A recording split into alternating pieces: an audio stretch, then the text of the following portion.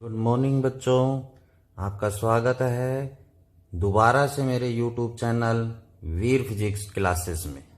आज हम फिर से आए हैं एक नई वीडियो लेकर, क्लास 11th यूनिट नंबर 4, जिसका नाम है वर्क एनर्जी एंड पावर।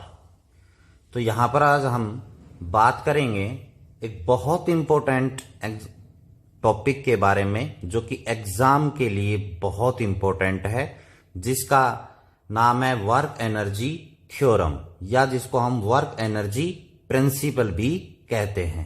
ये एग्जाम के लिए बहुत इंपॉर्टेंट है और न्यूमेरिकल्स भी इस फार्मूले से निकाल सकते हैं। तो ध्यान से देखना है इस वीडियो को और लाइक और सब्सक्राइब करना ना भूलें।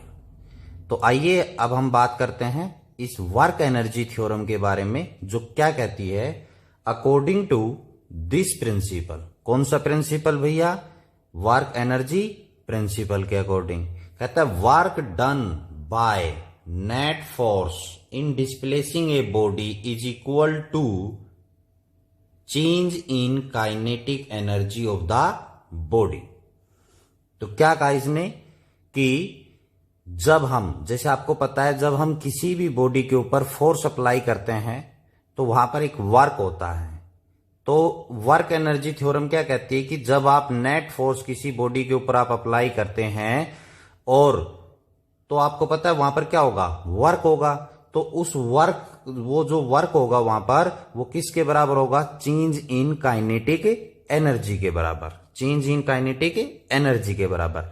काइनेटिक एनर्जी के बारे में क्या होती है kinetic energy? Kinetic energy is the energy possesses by the body due to its motion, यानी मोशन की वजह से जो एनर्जी आती है उसे हम क्या कहते हैं? काइनेटिक एनर्जी कहते हैं। तो यहां पर ये थ्योरम कहती है कि जो वर्क होगा जब हम एक नेट फोर्स अप्लाई करेंगे तो वो वर्क है वो किसके बराबर होगा? चेंज इन काइनेटिक एनर्जी के बराबर होगा। क्लियर? तो अब हम इस थ्योरम को प्रूव भी करेंगे। क्या करेंगे? प्रूव करेंगे। इसका प्रूफ जो है वो भी हम निकालेंगे। उससे पहले जैसे मैं आपको बता देता हूं कि जैसे कोई भी बॉडी है वो मोशन में है, तो उसके ऊपर हम ब्रेक अप्लाई करेंगे, तो हमने क्या किया है? वहां पर वर्क किया है, लेकिन वो वर्क क्या किया है? अगेंस्ट किया है वर्क। मतलब ब्रेक अप्लाई किए हैं तो वो मोशन के क्या है? अगेंस्ट है। तो वहां पर काइनेटिक एनर्जी डिक्रीज होगी। काइनेटिक एनर्जी क्या होगी? डिक्रीज। जैसे कोई भी बॉडी मोशन में है, हम अब ब्रेक अप्लाई करेंगे तो उसकी काइनेटिक एनर्जी क्या होगी? डिक्रीज होगी।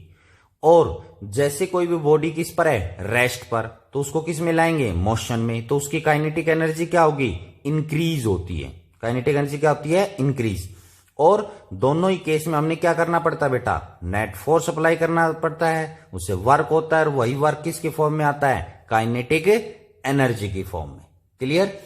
तो अब हम बात करते हैं कि इसके प्रूफ के बारे में कि क्या है इसका proof.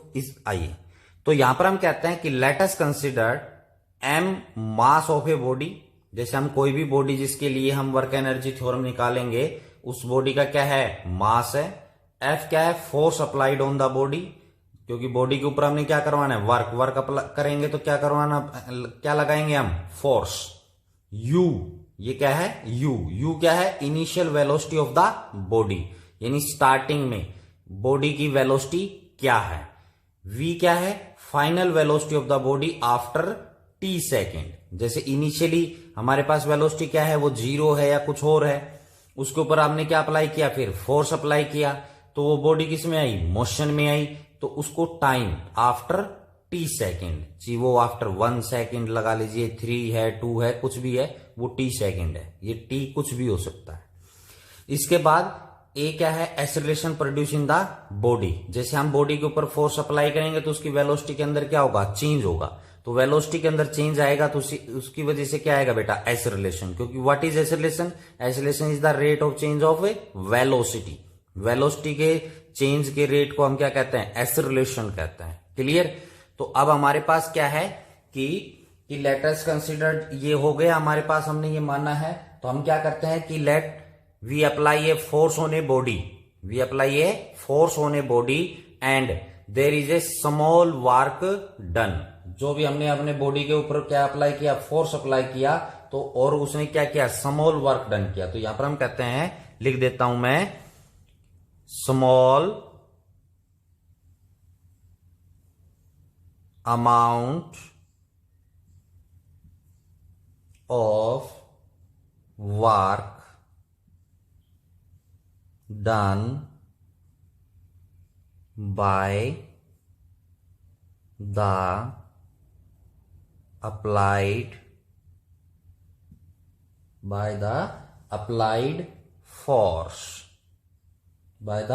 applied force on the body। Clear?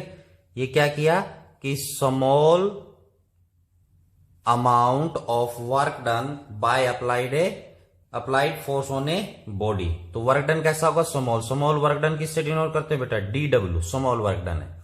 और वर्क किसके बराबर होता है? Force into distance. तो यहां पर F force, small work done किया है तो डिस्टेंस भी कैसी ट्रेवल होगी? Small, DS। फोर्स स्मॉल नहीं हो सकता। फोर्स है क्या? अप्लाई किया, स्मॉल डिस्टेंस ट्रेवल की बॉडी ने, बॉडी की पोजीशन के अंदर चेंजमेंट आया तो वहां पर क्या हुआ? स्मॉल वर्क हुआ। क्लियर? तो यहां पर वर्क डन है वो किसके बराबर हो गया? DW, small work done is equal to FDS। This is the equation number first. कौन सी इक्वेशन है? Equation number first. क्लियर? अब आपको पता है कि यहां पर फोर्स जो होता है, फोर्स वो मास इंटू एक्सीलरेशन के बराबर होता है। Force that is equal to mass into acceleration. किसके बराबर होता है? Mass into acceleration. अब यहां पर force F that is equal to mass, acceleration किसके बराबर होता है बेटा? अभी मैंने आपको बताया rate of change of velocity, मतलब dV बाय dt के बराबर होता है। अब हम इस फोर्स की जो वैल्यू है यहां पर, इसको कहां पुट करेंगे? इक्वेशन नंबर फर्स्ट के अंदर। किसके अंदर पुट करेंगे? Equation number first. तो यहां पर DW that is equal to force क्या है? M dV बाय dt और इंटू क्या है? DS। इंटू क्या है? DS। तो DW that is equal to M। अब बेटा DS अपॉन dt कर देता हूं मैं यहां से, DS अपॉन dt, इसको अलग से लिख देता हूं, DS अपॉन dt इंटू यहां पर क्या आ जाएगा? dv कहां जाएगा? बाहर, DS इसके ऊपर लिख दिया। अब हमारे पास क्या है कि DS अपॉन dt, S क्या है? डिस्टेंस, डिस्प्लेसमेंट ले सकते हो आप। तो डिस्टेंस अपॉन क्या है? टाइम। तो ये क्या हो जाएगा बेटा? वेलोसिटी, क्योंकि वेलोसिटी क्या होती है? Displacement upon time. तो यहां पर आपके पास DW work that is equal to M DS by dt को हमने हो जाएगा V और dV आपके पास है। अब हमने टोटल वर्क डन निकालना है। क्या निकालना है? Total work. तो टोटल वर्क निकालना है तो क्या करना पड़ेगा बेटा? Integration DW that is equal to MV dV। बेटा इंटीग्रेशन और डिफरेंशिएशन जो कि मैथमेटिक्स के अंदर भी है लेकिन फिजिक्स के अंदर हमेशा यूज होंगे, चाहे आप ग्रेजुएशन में हो जाइए, कहीं पर भी आप पढ़ेंगे फिजिक्स तो वहां पर इंटीग्रेशन और डिफरेंशिएशन जो है इनका यूज होता है, मैथ का यूज होता है। इसलिए फिजिक्स और मैथ जो है वो रिलेटेड सब्जेक्ट माने जाते हैं। क्लियर? फिजिक्स में केमिस्ट्री भी होती है तो ये रिलेटेड सब्जेक्ट्स कहलाते हैं, जो कि आपके फर्स्ट यूनिट के अंदर इसके बारे में डिस्कस किया गया है।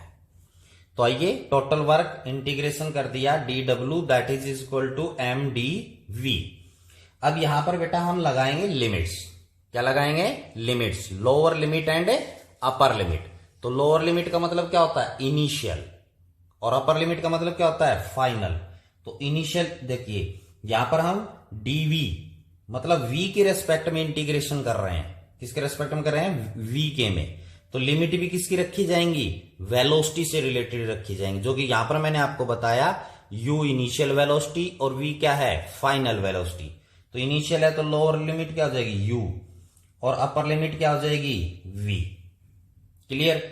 डी डब्ल्यू का जब हम यहां पर इंटीग्रेशन करेंगे तो यहां पर आएगा वार्क डब्ल्यू, एम कांस्टेंट है बाहर आ जाएगा, वी की पावर कितनी है 1, तो इंटीग्रेशन करते हैं तो पावर में एक ऐड हो जाता है, तो यहां पर लिख देता हूं, इसलिए यहां पर क्या हो जाएगा v का स्क्वायर डिवाइडेड बाय 2।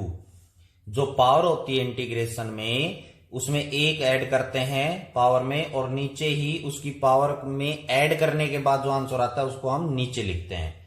क्लियर।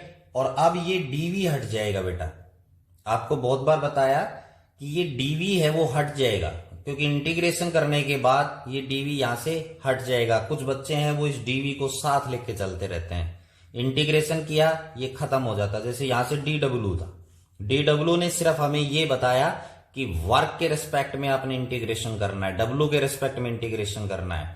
तो यहां पर आगे मल्टीप्लाई में कौन है 1, कौन है 1 मल्टीप्लाई में, तो 1 का इंटीग्रेशन करेंगे तो वो वर्क ही आता है जिसके रेस्पेक्ट में आपने इंटीग्रेशन किया है। उसके बाद ये डी डब्ल्यू यहां से हट जाएगा। इसी प्रकार यहां से मैंने वी का इंटीग्रेशन कर दिया है, ये डीवी हट गया। इसकी लिमिट है, लोअर लिमिट है आपके पास u और अपर लिमिट है आपके पास v, u और v इसकी lower limit and upper limit है। क्लियर। आइए अब हम आगे देखते हैं कि जैसे वर्क की ये आ गया, अब हम यहां पर क्या करेंगे लिमिट्स पुट करेंगे। तो लिमिट्स में आपके पास w work that is equal to m। Clear. अब लिमिट रखेंगे upper limit minus lower limit v की जगह, तो v की अपर लिमिट्स क्या है v ही है, v अपर लिमिट क्या है v है। क्लियर। तो ये v की जगह ये पुट कर दिया v स्क्वायर डिवाइडेड बाय क्या था 2 माइनस लोअर लिमिट, तो लोअर लिमिट क्या है u, तो v की जगह क्या पुट कर दिया u डिवाइडेड बाय 2। क्लियर। अब यहां से w work that is equal to m, यहां से क्या कॉमन आ जाएगा 1/2, तो ये 2 कॉमन ले लिया। ठीक है। अंदर क्या बच जाएगा v square minus u square. Clear.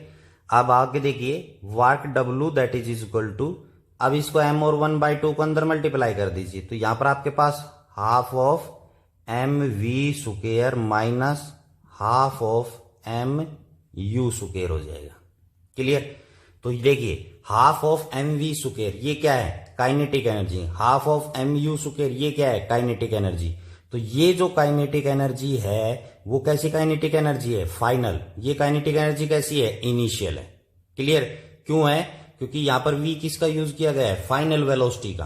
Clear. u क्या है इनिशियल वेलोसिटी, तो इसलिए ये फाइनल काइनेटिक एनर्जी क्या हो जाएगी इनिशियल। तो यहां पर work that is equal to final kinetic energy minus initial kinetic energy.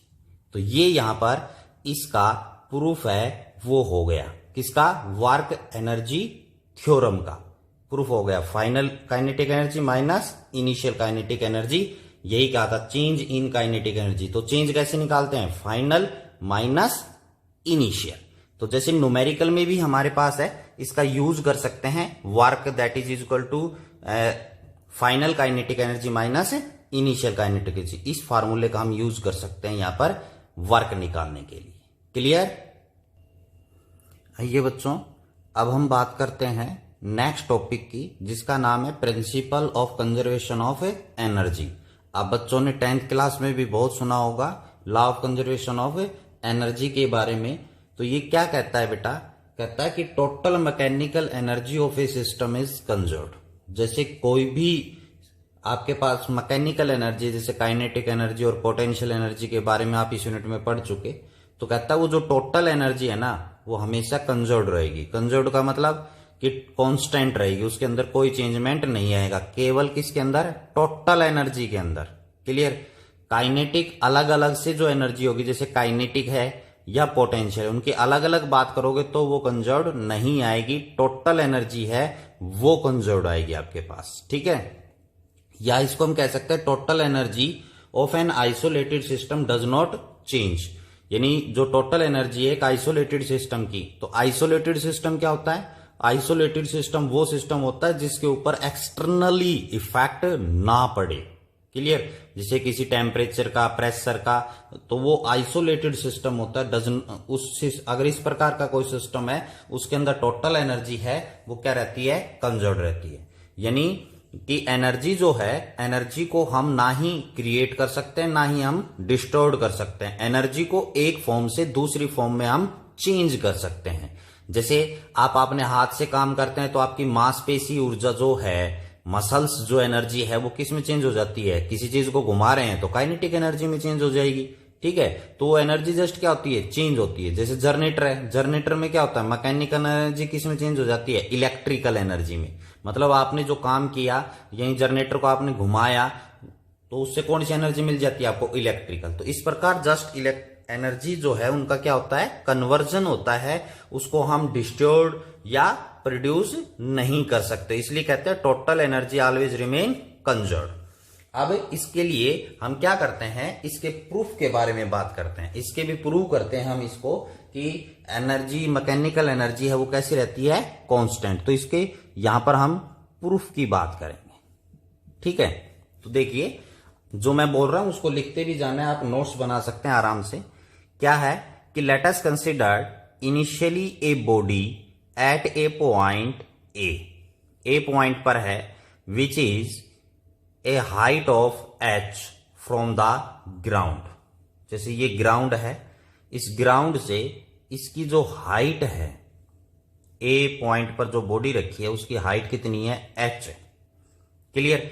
ये पॉइंट नाम दे दिया आपको हमने, सी पॉइंट नाम दे दिया। ठीक है, क्योंकि ये ग्राउंड का हम बीच में भी हम इसकी एनर्जी के बारे में डिस्कस करेंगे। तो इनिशियली जो है वो बॉडी है वो ए पॉइंट के ऊपर है, मैक्सिमम हाइट पर है।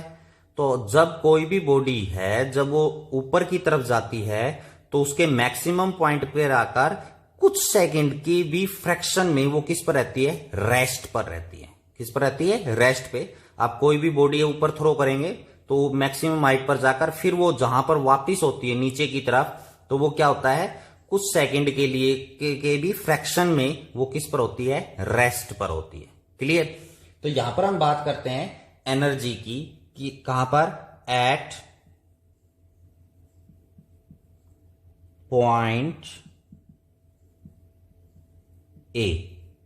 ए पॉइंट के ऊपर बात करते हैं। ठीक है, तो ए पॉइंट पर सबसे पहले हम बात करते हैं काइनेटिक एनर्जी की।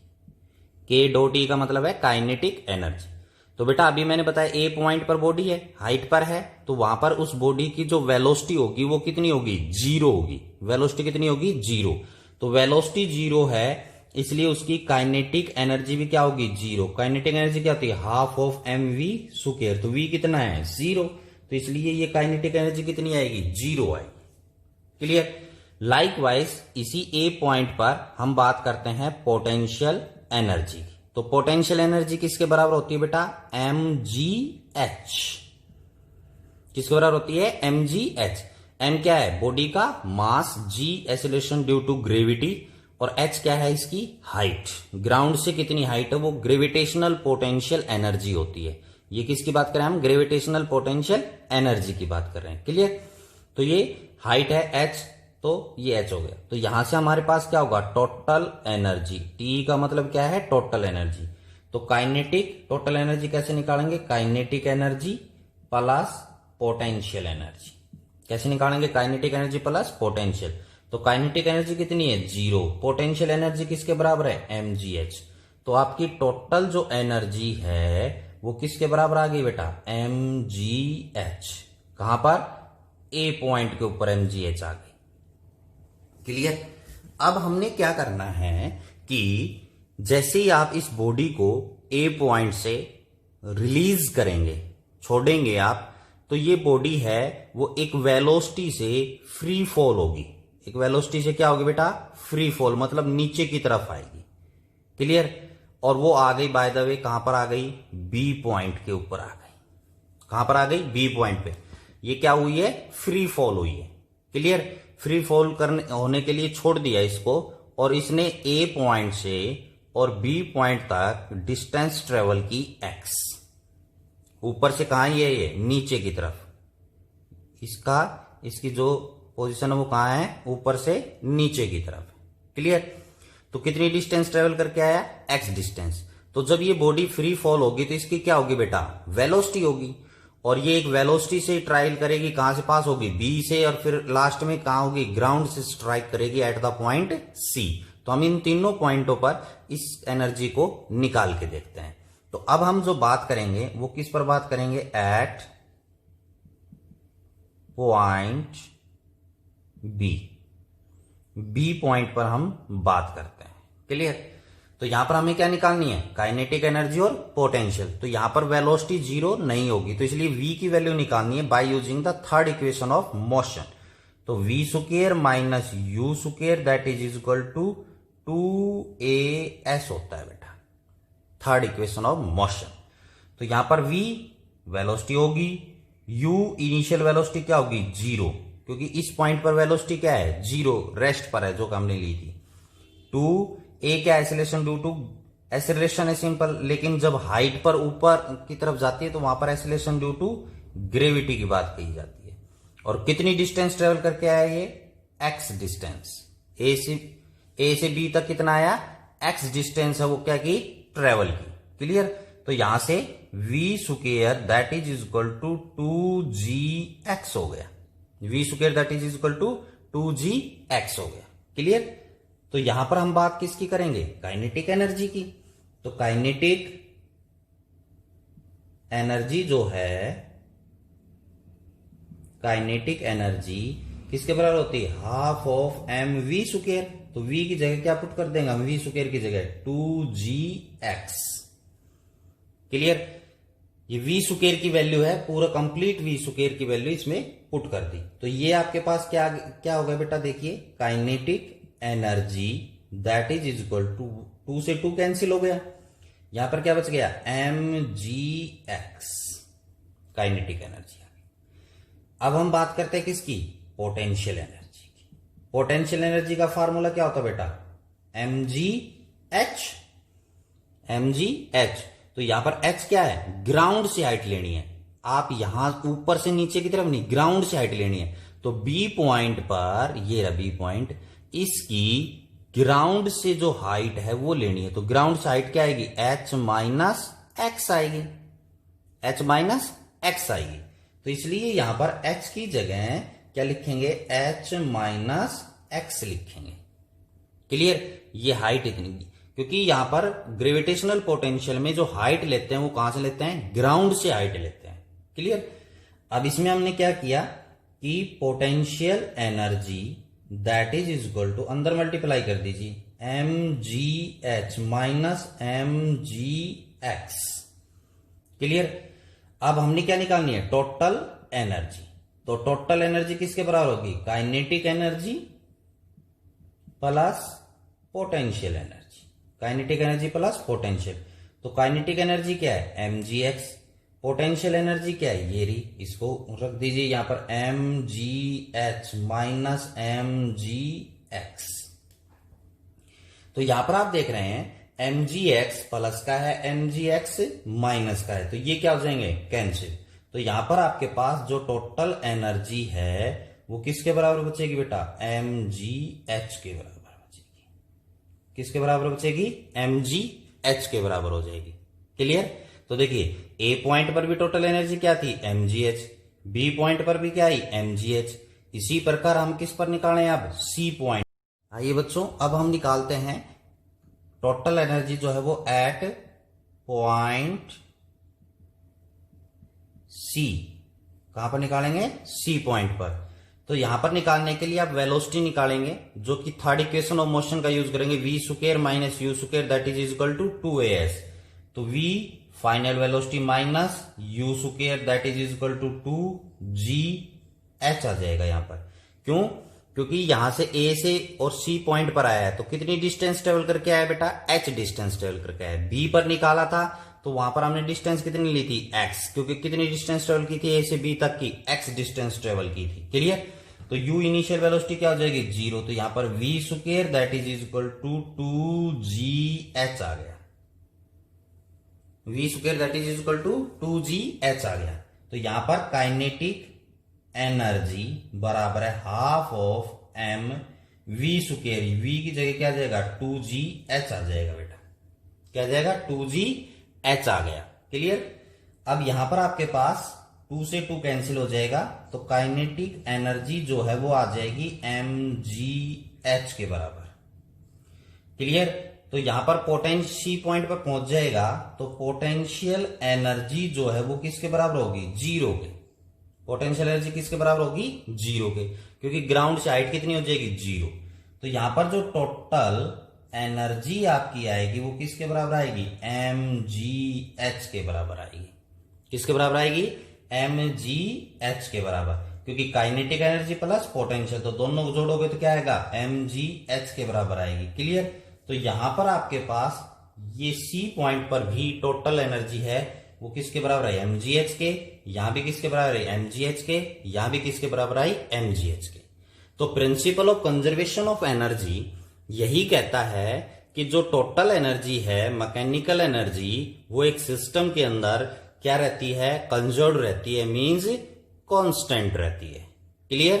तो ये आज हमने अभी जो बात की वो प्रिंसिपल की ऑफ कंजर्वेशन ऑफ एनर्जी की डेफिनेशन और इसके प्रूफ के बारे में बात की। ये बच्चों अब हम बात करते हैं कि ग्राफ के लिए कि जो टोटल एनर्जी है उसका काइनेटिक एनर्जी और पोटेंशियल एनर्जी का क्या ग्राफ होगा। देखिए तो हम यहां पर 2 एक्सिस लेते हैं,